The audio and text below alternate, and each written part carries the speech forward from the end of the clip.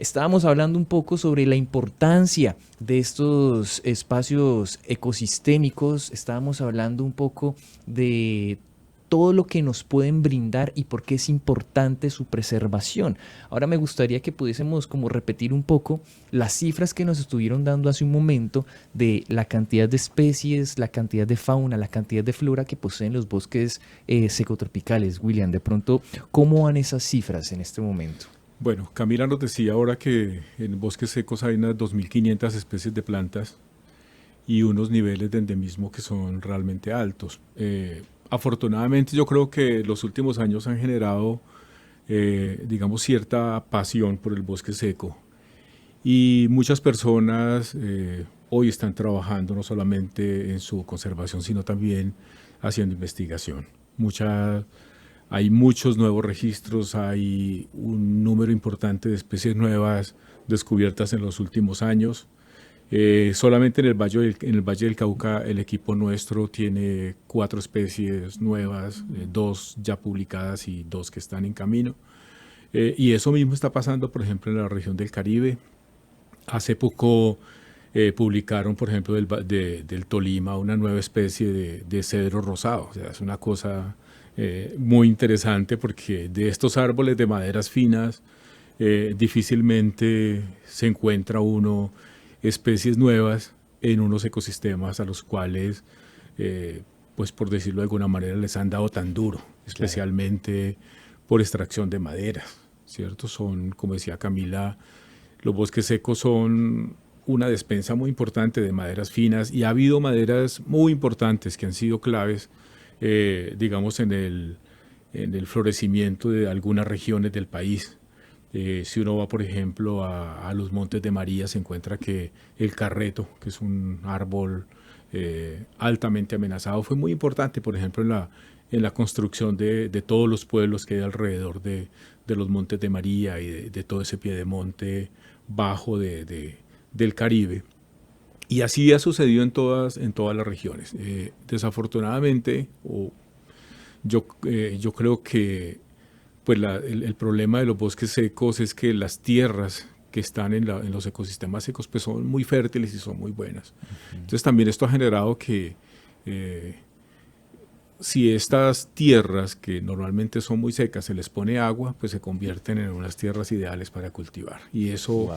ha sido, digamos, una de las mayores causas de coberturas en los bosques secos, en los ecosistemas secos de Colombia y en otras regiones del mundo. Ahorita que estamos hablando un poco de regiones, vamos a tener ese tema en pausita. Me gustaría que nos hablaras de cuáles son las regiones de Colombia, o bueno, la profesora Camila, si nos lo puede mencionar, que albergan la mayor extensión de bosques secotropicales pues, en nuestro país. Claro, sin duda, como hablaba ahorita William, el Caribe es la zona donde está la mayor extensión de bosque seco, entonces, y de hecho allá están, digamos, las áreas de conservación más grandes, como es el Parque Natural Tayrona, pero el bosque seco también está en los valles interandinos, es decir, el valle geográfico del río Cauca y el valle geográfico del río Magdalena. También está en el sur, en el río Patía, en el valle del río Patía, en Cauca y Nariño.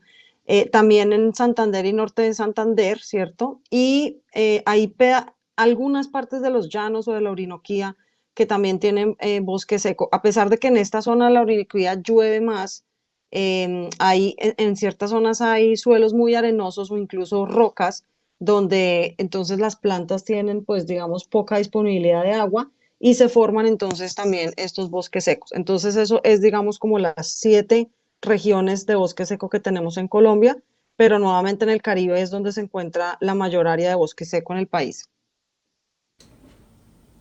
¿Cuál es el estado actual de conservación del bosque secotropical en Colombia y cuáles son las áreas más amenazadas? Desafortunadamente el bosque seco es uno de los ecosistemas más disminuidos, deteriorados y que han perdido la mayor parte de sus coberturas. Hoy se habla de cerca de un 8 o 9% de las coberturas o coberturas originales, es decir, estamos a punto de perderlo casi todo. Wow. En el caso del Valle del Cauca hablamos de menos de un 1% de las coberturas originales de bosque seco. Y ese menos de 1% pues no son bosques conservados, son bosques que han sido muy alterados, a los que se les han extraído las maderas finas, que con frecuencia tienen ganado en su interior, están sujetos a quemas, están sujetos a una serie, digamos, de factores que los perturban permanentemente. Entonces, digamos que en ninguna parte del país están a salvo, y mucho menos en periodos de sequías tan prolongadas como esta que estamos viviendo ahora, o como las que se han vivido en otros periodos. ¿En dónde están los bosques secos más amenazados? Yo creo que decir en dónde están los más amenazados es difícil. Yo diría que lo que queda está amenazado en todas partes, porque es que el bosque seco en una temporada como esta es como un fosforito, con cualquier cosa se incendia. Desafortunadamente hay personas que todavía disfrutan ponerle candela al monte, y eso, Claro. pues eso no parece siglo XXI, ¿cierto? Deberíamos pensar muy seriamente en eso.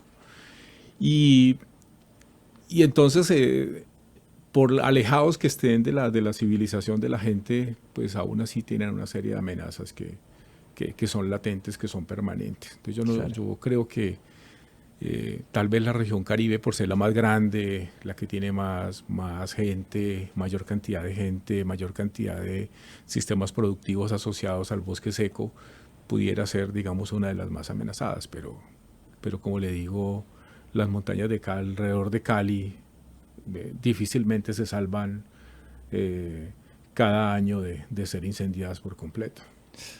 Wow.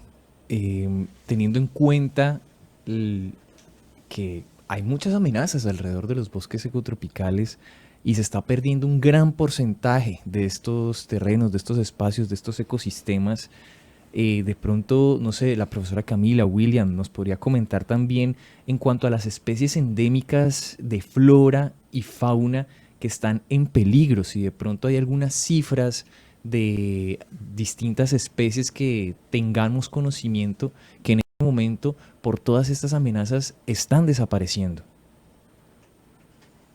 Sí, pues yo, digamos que, como dijo William, sí, todo, mejor dicho, el bosque seco está en una situación crítica. Si hablamos ya de grupos, habíamos mencionado que las plantas tienen más o menos entre 2.500 y 2.600 especies. Como dice William, ese número está subiendo porque todavía se están descubriendo especies nuevas.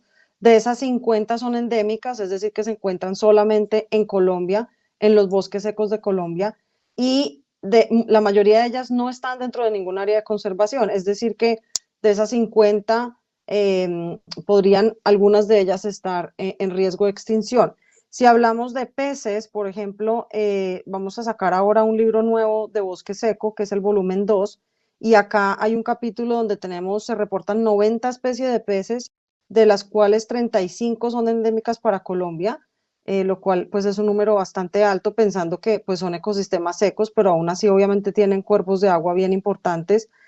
Si hablamos de primates, tienen 10 especies, de las cuales varias de ellas están en alguna categoría de amenaza. Digamos que dentro de los primates hay una especie muy emblemática del bosque seco, que es el titica besiblanca, que es endémico de Colombia, está en peligro crítico de extinción y se encuentra solamente en los bosques secos de algunas partes del Caribe, ni siquiera es que esté en todo el país. Entonces, digamos que ese titica besiblanco se ha vuelto como una especie muy, muy emblemática del bosque seco. Y bueno, no tengo conocimiento de un estudio que haya hecho, digamos, sobre aves del bosque seco en todo el país. Nosotros publicamos, William fue coautor de ese primer libro de bosque seco, y allí hay un capítulo de aves solamente del Valle del Magdalena de bosque seco, donde se tienen más de 60 especies. A nivel de país, obviamente, pues debe ser mucho más alto, y probablemente algunas de esas aves pues se encuentran solamente en los bosques secos. Seguramente William va a poder complementar estas cifras que yo estoy dando. ¿Estamos así bien? Sí, sí, estamos así bien. Ah, ok. Dale. Bueno, continuando entonces y teniendo conocimiento de lo que nos mencionaba la profesora Camila con respecto a todas las especies que podemos encontrar tanto endémicas como que no son pues de nuestro espacio, de nuestro terreno o de territorio por decirlo así, y sabiendo que pues también hay muchas amenazas. Ahorita William comentaba también que una de las principales amenazas son los incendios que son provocados, que no son como espontáneos, sino que vienen de parte de la mano del ser humano. ¿Qué qué otras amenazas o qué otras situaciones ponen en riesgo los bosques ecotropicales? Pues todas vienen de parte de nosotros, al parecer. Sí, hay muchas regiones de bosque seco que se habían regenerado, por ejemplo, durante los últimos años. En este momento se está experimentando una actividad agrícola bastante fuerte. Y le estoy hablando más que todo de los piedemontes, por ejemplo, en la Sierra Nevada, en los Montes de María, y otras regiones en donde la agricultura está subiendo. El cambio climático también ha hecho que la gente empiece a cultivar más hacia arriba, que el agua escasea, entonces tienen que sembrar un poco más arriba. Mucha gente volvió al campo también a cultivar y eso implicó que áreas que llevaban 15, 20 años de regeneración pues volvieran a ser taladas para reiniciar procesos de agricultura y de ganadería. Entonces, esa digamos que es una causa importante, digamos, la ampliación de ganadería y de agricultura, pero también muchas obras, también digamos las hidroeléctricas. Claro. Digamos el caso del Quimbo en el Huila fue un desastre. Yo soy de un pueblo que está a la orilla del embalse y fueron muchos miles de hectáreas de bosque seco que se inundaron. Se han hecho trabajos de restauración y de recuperación, pero pues nunca será igual. De igual manera, pues suceden, como les decía, otro tipo de carreteras, todo este tipo de obras que se hacen, que a veces parece que son insignificantes, pero que realmente tienen unos impactos locales muy importantes y que afectan la conectividad, que afectan la calidad de los hábitats, que afectan el agua. Y cualquier chorrito de agua, cualquier quebrada en el bosque seco es muy importante. Claro. Alrededor de estos hilos de agua circula toda una cantidad de vida que depende exclusivamente de esa provisión de agua. Entonces se van generando unos impactos que aparentemente son muy pequeños, pero que tienen un efecto mucho más grande hacia regiones y hacia coberturas que cada día se van deteriorando más. La gente sigue sacando madera, la gente sigue haciendo cosas que antes se hacían, sí, pero pues desafortunadamente muchas de estas especies de los bosques secos son de muy lento crecimiento, especialmente esas de maderas finas, son especies de crecimiento muy lento, entonces tardan muchísimos años en regenerarse, en producir sus propias semillas, y eso hace que con el tiempo pues se vayan disminuyendo. Entonces cada vez se van simplificando más los ecosistemas, cada vez van desapareciendo más especies, van llegando especies invasoras, que también es, digamos, un problema bastante importante en los bosques secos, la presencia de especies invasoras que van llegando, claro, asociadas con la ganadería, asociadas con la agricultura. Me gustaría preguntar un poco si este tipo de procesos que se están realizando dentro de los bosques ecotropicales, que pues han aportado básicamente a su reducción en cuanto a todo lo que nos han mencionado los dos, tiene que ver por parte de externos, o también son como las comunidades locales que viven alrededor o en el sitio, o cómo es la relación de las comunidades locales y cómo los afecta a las comunidades locales pues este tipo de situaciones también. Desafortunadamente hay una cantidad de prácticas, tanto en la agricultura como en la ganadería, que son viejas, que de pronto en otras épocas a la gente le funcionaban, ¿cierto? Pero que las seguimos realizando en la actualidad. Por ejemplo, las quemas. La gente quema los potreros porque después de la quema y llega el agua, pues el pasto rebrota y hay más comida para el ganado, digamos, es lo que la gente cree. Pero también, digamos, hay prácticas como quemar todos los residuos de la agricultura. Entonces hay agricultores, hay campesinos que son felices recogiendo todo el residuo de la cosecha de maíz, le ponen candela, queman absolutamente todo, dejan todo completamente limpio para volver a sembrar. Y el problema es que muchas veces esas candelas, esos fuegos supuestamente controlados, terminan yéndoseles de su área controlada y se meten a los bosques y generan unos incendios enormes. Eso ha pasado en muchísimas partes. Casi siempre que se habla de incendios forestales, no, es que en tal parte un campesino estaba haciendo una quema y se le fue la candela, ¿cierto? Claro. A veces no, en algunos casos es voluntario, pero en algunos casos es accidental, pues que no debería tampoco hacerse esto.